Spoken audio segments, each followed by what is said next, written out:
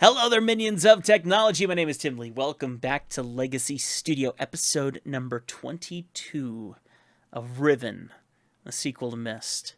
Things got exciting in the last episode. For me, that was mere minutes ago. For you, that was a week ago. It's worth the wait, my friends. Don't forget, early access members get to see all this stuff as soon as I get it on YouTube. And I am so thrilled to be back here. I've missed you guys so much. I had 4 wisdom teeth pulled, and I gotta tell you, the healing process for that was a bit painful. I did end up getting dry socket. For everyone that said, hey, do everything that they tell you to do, I did everything they told me to do for a very long time, longer than required, and I still got dry socket. Yes, it does suck as much as they say it does. But yeah, I healed up from it and kicking butt, and I'm ready for episode number 22. So we're not going to wait, my friends. No long intros here. Let's get right into it. My friends, Riven, the sequel to MYST, episode number 22. We have entered the linking book, and we are now about to get into a wicked, crazy journey. This may be a slightly longer episode because it looks like they've put 2 books in front of us, which means it's time for some lore. Let's get in with it right here on Legacy Studio. All right, minions, Future Tim here. Let me tell you that I did such an abysmal job reading this because I couldn't tell the difference between the word wife and will. No joke. Whenever you see a word that looks like wife, it is will, and other things like that. It's absolutely ridiculous. So I told my wife just now about that, and she goes, you want me to read it for you? So, because I just really don't want to reread this whole thing over again, per the advice of one of my historians, I've pulled up a transcript of this same reading, and we're going to superimpose my wife's voice over top of this, so she's involved in another video, and I hope you enjoy it, because, no, seriously, my reading of this was terrible. So bad. So bad. You'll thank me later. All right. Let's see what this is about. All right, so we got 2 new books here on our lower thing. Let's see if we can switch our capture mode here so that you guys can see these extra books. And let's have a look-see at what we have here. Oh, a bit more of a billfold. Here we go. I linked to Riven a week ago. The smell of the place overwhelmed me moments before I could see anything. With my sight only partially cleared, I stood motionless, peering ahead through a dim veil which was slowly lifting. There was a violent clang and bars appeared. I remember breathing slowly and very deeply, tasting the familiar Riven air, but not recognizing a thing. I must have been hit with the dart right away. I thought it was an insect bite at first. I'm trying to remember it all, but it's difficult, maybe because of the drug. There was a voice. A man I did not recognize stood before me, Rivenese, though he was wearing dunny dress. He seemed to be talking to me, but the poison was already taking effect. A shadow crept in and I fell asleep. Then there were many voices, but I understood none of them, like hundreds of people whispering, and I couldn't wake up. No matter, the dream did end, and now, to be here with Eddie. It's been so many years, I didn't realize how much I missed her, like a piece of me that I had forgotten I'd lost. She's beautiful and so full of warmth, but the years have also left her with a wound which was not there when we were children. I do wish she were more interested. I write quickly from my prison. Nella will return your book, which the MYST intercepted upon your arrival. After questioning her, I've concluded that it was written by Atris for a very specific purpose. Gehn will desire to use it, although he may have suspicions. If you can find my prison, you will still need the combination to release me. Gehn keeps it in his office, then I assume we're to signal Atris. I think I know how it might be done, but don't signal him before I'm released. Catherine. It seems like I'm asking all the questions. It's awkward. No one asks me where I've been or what I've been doing. This hurts, but I understand it. Their beliefs are born out of ignorance and oppression. They are a gentle people, but they've had their nest destroyed, and now they frantically cling to anything that might save them. But why have they chosen to cling to me? I'm confused. As a child, I always felt out of place here. I never belonged. But they misunderstood me, and I couldn't relate to them. But now, I'm overwhelmed by an intense feeling that I owe everything to them and this place. I thought I would never see them again, and yet I'm here. I've been given the second chance, but a second chance at what? Saving them? Fulfilling their prophecies? Being their savior? Looks like a pretty angry face there, whatever that is. The MYST. Atris would want me to chronicle all that I've learned. I can at least record some of it. It seems that when Atris and I trapped Gehn on Riven many years ago, our efforts were witnessed by most of the inhabitants here. 2 of the Rivenese even witnessed the confrontation with Gehn at the fissure, where I linked back to MYST and where Atris threw himself into the abyss. Of course, they understood little of what they were seeing, but they somehow were able to guess that we had won, that Gehn was no god at all but only a feeble impostor, a false god, and that we had trapped him here on Riven. I always hoped they would deduce this simple truth, but their further conclusions have astonished me. Atris had stripped Gehn of his power, therefore Atris must be a true god. As a god, he was choosing me, the spiritual misfit from a Rivenese womb, to be his wife. I was transcending into deity and would lord over Riven forever. Thus, the moiety, as they call themselves, were born. A dissident society, sworn enemies of Gehn. I did not know of their beliefs regarding Atris and myself until 2 days ago. Eddie was, for some reason, hesitant to tell me. I can't figure out why. I know she doesn't believe these things. Of course, everyone else assumed that I would be aware of my own god status, so they made no effort to inform me. I only realized it at a recent gathering to which I was invited. I sat at the front of a dimly lit and crowded cave as they told a mythical story of my own life, acting out the battle between Atris, myself, and Gehn at the edge of the fissure. The events had been exaggerated into grandiose proportions. It was offensive, but I was unable to stop it. I was unable to break the illusion which is the very foundation of their hope and purpose, and which has given them courage to band together and rebel against Gehn. Since then, I've learned of other doctrines and beliefs that have evolved, the most disturbing of which is the conviction that one day I would return to Riven to free them. Some believe that I will overthrow Gehn. Others believe that I will bring them to paradise. I don't know how to deal with this. I fight it myself. I love these people, my only real kindred, but they will not love me as an equal, which hurts me. I would rather be their slave than their master. Interesting about all these drawings here, too. I mean, it doesn't make sense what these drawings are about. Over the years, as Gehn's power had become greater and greater, the moiety's numbers have grown, and they have become more and more adept at hiding themselves. They now live in a complex network of caves that he still has not discovered. The moiety, for the part, have completely severed their relationship with any of the Rivenese that chose against joining them, but I hope they have not sacrificed vital limbs in order to remove the cancer. Even Father and Anant are still on the surface in Gehn's domains, and I long to see them, but a dimness shrouds Eddie's face every time I've mentioned them. Since this break took place, they have interfered with the surface in superficial ways, occasionally sabotaging one of Gehn's constructions or stealing food from the villagers. They wear strange masks and costumes during their short forays to the island's surface, and take this regalia very seriously, refusing to be seen by anyone outside the moiety unless they are properly attired. They get much pleasure out of the fact that those on the surface are frightened by these costumes, calling them evil spirits or ghosts. It was during one of these expeditions they fortuitously rescued me from one of Gehn's guards when I first appeared on the island. Otherwise, I'm sure I would have been delivered to Gehn immediately. I have no doubt that he's now searching for me. Of course, I am now aware that I was fooled. Atris is not here. I was at first devastated by this realization. Now I am thankful. He would be in extreme peril here. Also, there is a quiet inner voice, an echoing remnant, that wants him far away. I have just witnessed an age dying, gasping its last breath. Today, I ventured to the surface to see what has become of this island. I hoped it would not be as bad as the moiety had reported, and it was worse. They have become slowly accustomed to its steady decay, but I was devastated. The lips from which the kiss is wrought has fallen words, will fall cold breath. The womb from which the cry released has suffered hurt, will suffer death. To get to the surface, we had to travel through a complex series of doors and passages. Before the last of these doors, they offered me a weapon, which I accepted, and then a mask. I held the mask in my hands for a while, wondering what sort of terror it might invoke in those members of my family who still live on the surface. But I also knew I must keep my identity hidden from Gehn's ever-vigilant eye, so I accepted it as well. Then together, we swam a short expanse and emerged out of the surface of the ocean under a rocky overhang. The harsh sunlight made my eyes sting, but the fresh, rich air was exhilarating after these past weeks in the dank caves. The 2 men with me were silent, communicating only with hand signals. The 3 of us emerged from our hiding place and made our way to the top of the plateau. At the end of a thick and overgrown area of the forest, they stopped, peered through the foliage for a moment, and then turned to me as if awaiting my command. But I could not respond. In fact, I found it difficult to move.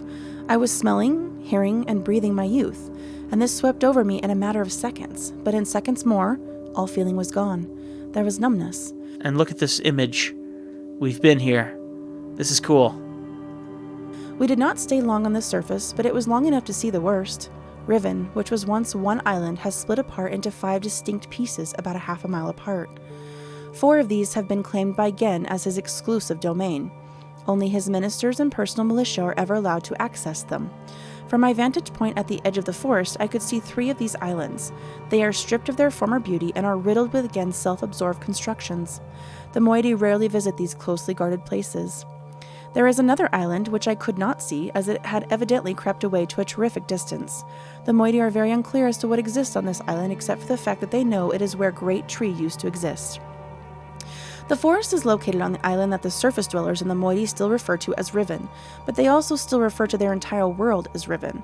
This island is where the village is, which has changed dramatically. It is also the one remaining province of the people, though Gehn's influence can be seen everywhere. Of course, I know the reason for the fracturing of the island. The MYST do not. Gehn wrote this place, and it will die, as all of Gehn's ages eventually die. I feel nothing today. I am nothing. I live in a cave on a dying world inhabited by people that... They are treating me so strangely. They don't know how to relate to a god. I'm still an outcast here. They whisper among themselves, talking of my bravery during my excursion to the surface, how I walked across the island bold and unafraid. They don't know me. Even Eddie is uncomfortable around me. At times there is no awkwardness, and I am only Katran to her. But at other times I am something else. I am afraid. There's such a gaunt numbness inside me. Today I do not feel closeness with my people. Neither am I offended by their worship of me. I do not hate Gehn. I don't feel anything. At least Nella is still close to me. Looks like a guy with a hand sticking out. This looks like, a compass of some kind. I am boiling. I am. Gehn is making and writing books? I wish they had told me sooner. After I should have realized this would happen, of course, Gehn would have written all the materials necessary to the dunny craft of making books into his age and probably every other age he ever wrote. He is attempting to write his way out of here. We did not imprison him, we only delayed him. This age has become his factory, and the people are his machines, all laboring in his mad pursuit to become a god, to carry on his noble, Deni cause. So far, he has not been able to produce a fully functional book. Atris has never believed in destiny, but I don't know what else to call it. It's too perfect, it's too much of a coincidence. They hang on my every word, though they do not understand them. I am their hope, and now I have returned. I owe this to them. There is no choice. Look at that. See? So look, I know this thing. I know this thing. This annoys me that I know this thing. It's been a long time since my last entry. It is hard to recognize, but I have found the star fissure. It is located on the island which the Rivenese call Alapo, meaning water pool, which is referred to by the MYST as Alatuan, meaning pool of stars.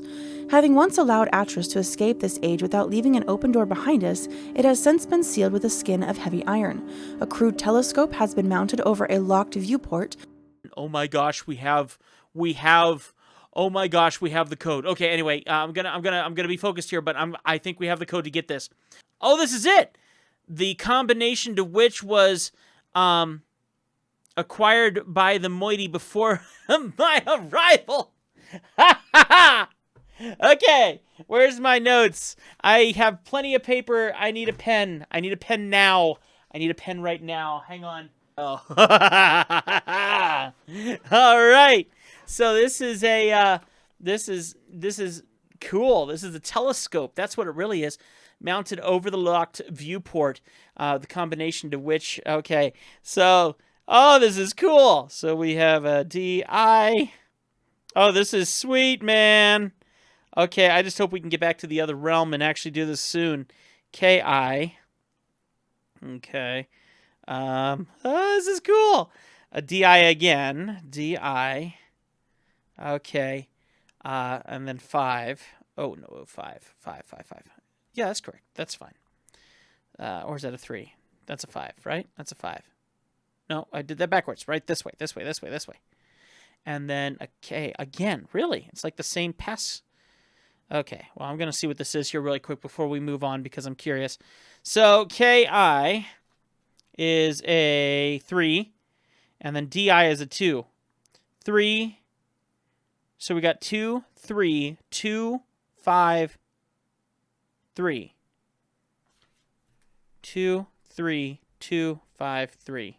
Apparently. D. Right?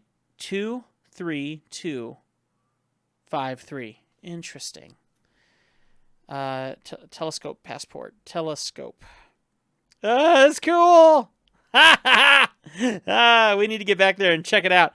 Telescope. In the early days, the Moiety, seeking an escape from Riven, briefly pursued the idea of reopening the fissure. They discovered a small mechanical stop to prevent the scope from hitting the portal window.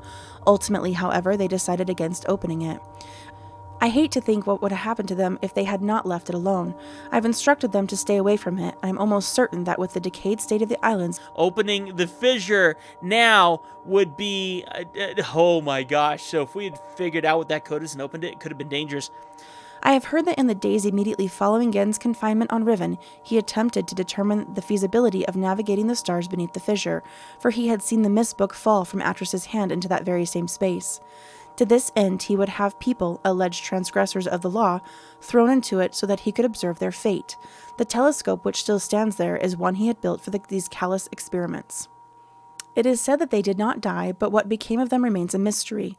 It appears that the limits of Gehn's optics prevented him from learning their fate. The star field beneath the fissure is not as it seems. It is a gentle space, as hospitable to life as a flowing river. This is how Atris explained it after he had fallen into it, but much more than that we've never understood, and we were never able to conclude upon its origins. But the visions tell me that it was born out of the will of the Maker, perhaps for some greater purpose that we cannot yet understand. I will remember Atris's words from his journal. I realized the moment I fell into the fissure that the book would not be destroyed as I had planned. Ha ha! I love it! It continued falling into the starry expanse. There must be some greater reason behind it. Yes, for me to get it! I neglected to mention it earlier. The unique shape of one of the great daggers which appeared during our escape from Riven, the very dagger that stands vertically at one end of the Alatuan, has been adopted by the Moiety as the symbol of their cause. It is a sacred symbol for them. It is the representation of all of their doctrine and their representation of me. To deface this symbol is sacrilege. They have their own mythical explanation regarding its sudden origins.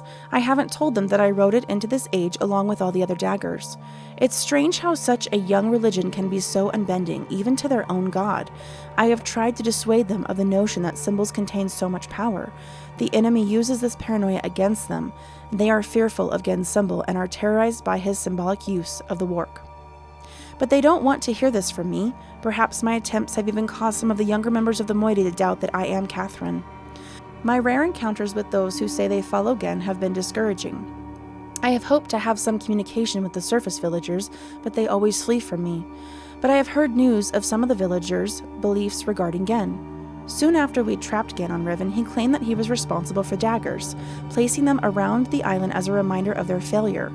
In the village circles, it is told that this was a punitive act performed by Gehn to mark the beginning of a period of restitution, at the end of which, if they have proven their devotion to him, they will be delivered unto a new and better existence. I will continue to try to reach them. The door is open. Gehn is free. Gehn has the ability to create working books. In fact, he had written one age before I arrived, but has kept this accomplishment so well hidden that only his closest ministers were aware until now. I'm not sure. Perhaps he has written others. Other news. A few years ago, before the Moiety were forced into hiding, one of them managed to steal what appeared to be a test book that Gehn had intended to destroy. It had been partially written, but did not work. They didn't tell me about it until now because they thought it was useless. Back then, none of Gehn's books worked, but instead of correcting the problem at its source, he blamed it on the impure wood of the Riven forest and proceeded to engineer a cumbersome mechanical remedy, a complex series of domes, to heal his book's inherent flaws. One of the consequences of this crude solution, however, was that the domes demanded huge amounts of energy, and the related problems delayed his success for quite some time. At last, however, he finished his book and was finally able to link to an age, but he kept his success extremely well hidden. However, for some reason or another, belligerent pride, he has made modifications to the domes which make it obvious that he's using the dome to breathe life into his half-dead books. Perhaps he means to lure us into using the books in the domes. He can't believe that we would blindly swallow this suicidal bait. But he wouldn't know we have one of his books, the stolen, burnt book. Have read burnt book. Age is describes would be unsuitable as new home for Moiety, but be modified. I will dream. Have requested a group to solve combination that will open the domes. Once open, we can power the burnt book. I do not think Gehn will interfere. He will leave the bait. Have begun writing the moiety's age. Now must acquire second book from Gehn. There is tension. A strain blurs my vision, and nightmares. Nella and Etty stay close. Much has happened. Almost everything is prepared. We have stolen another book, but I'm concerned Gehn will miss it. We have also discovered the combinations for entering the domes, but we have not discovered the method for powering them. By powering our burnt book with Gehn's domes, we will be able to link to this age, but we will only have access to the domes for a short time before we are discovered. Therefore, we can only use the domes once. I must find another way to make the books work. The gateway images in Gehn's books and our burnt book all seem to share the same sickness. If they are not powered, the images are black. It might be possible to clear the vision with only will write substance into the moiety age. It's not making any sense. Gosh. All is ready. I'm honestly getting really bored of this, guys. I'm sorry. I'm getting really bored of this. All is ready. Now all we can do is wait for word from the moieter Esk, who are on the lookout for Gehn to power and use the domes. When he does that, we will have access to one of Gehn's domes just long enough.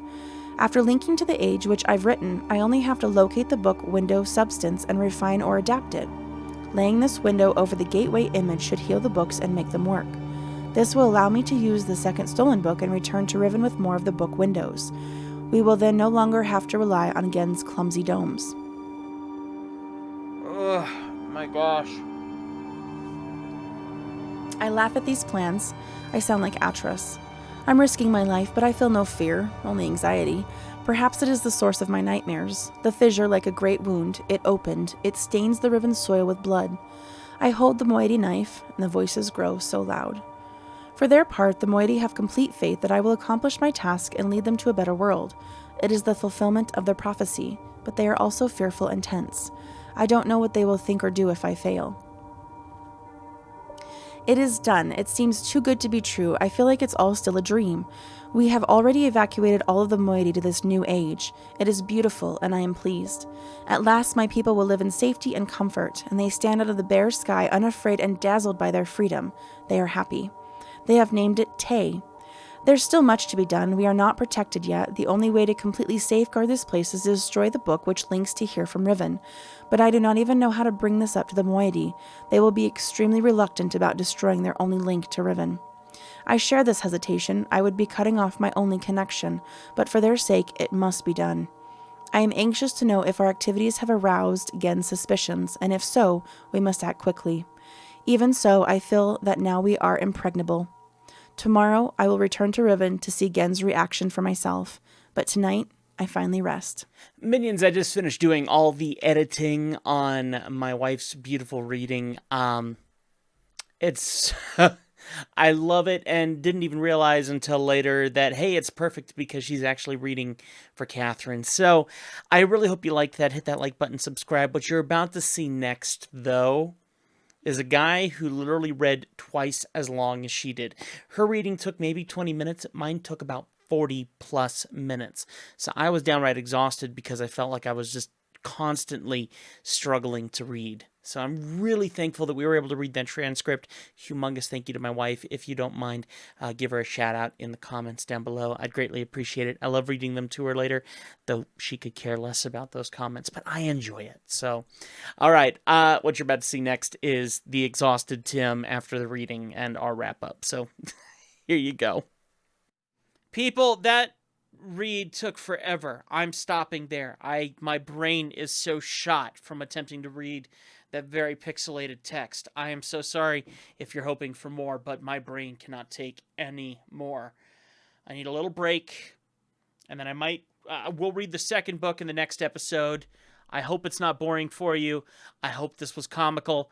Please hit that like button if you liked my efforts, because oh my gosh, that was abysmal. Oh, I did not enjoy that at all. Great information. We got telescope, which I thought was some kind of oil thing, but we got telescope stuff. We're ready to go and check that out. But we're still stuck here for now. But we're getting there. That's exciting. Very exciting. All right, my friends. I love you. Keep it crispy, my friends. First Tim 412. We'll see you next time here on Legacy Studio. That was probably the worst reading I have ever done. That was terrible. Oh, love you guys. I'll see you later.